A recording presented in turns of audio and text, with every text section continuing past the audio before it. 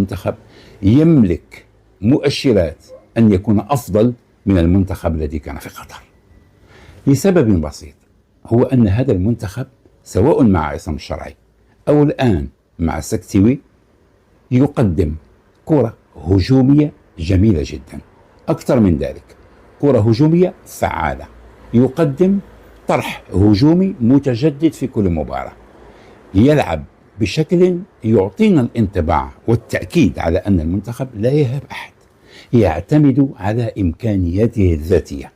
يلعب من أجل أن يفوز، يبني الهجمات، لا ينتظر أخطاء الفريق الآخر بالطبع، ويدفع من خلال الأداء الهجومي الخصم إلى ارتكاب أخطاء، ومن الأخطاء تأتي الأهداف، ولكن لا يبقى منكمشا في الدفاع وفي الوسط وبمنظومة دفاعية وينتظر أن يخطئ لاعب في تمرير الكرة أو حارس في تسديدها نحو أحد المدافعين، أو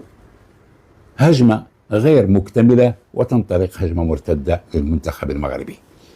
هذا غير موجود في قاموس المنتخب الأولمبي،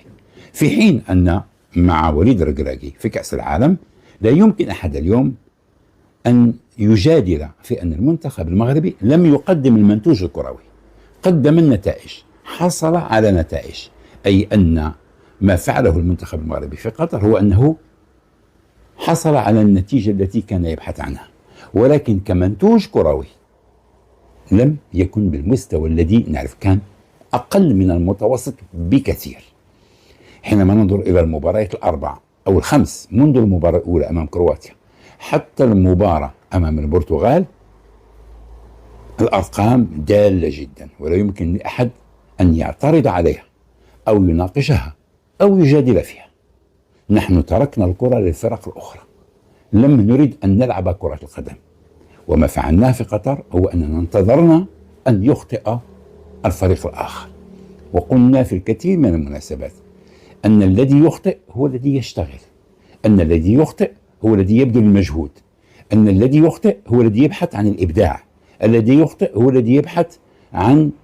النتيجة ويبحث عن الوصول إلى أعلى المراتب، والذي لا يخطئ هو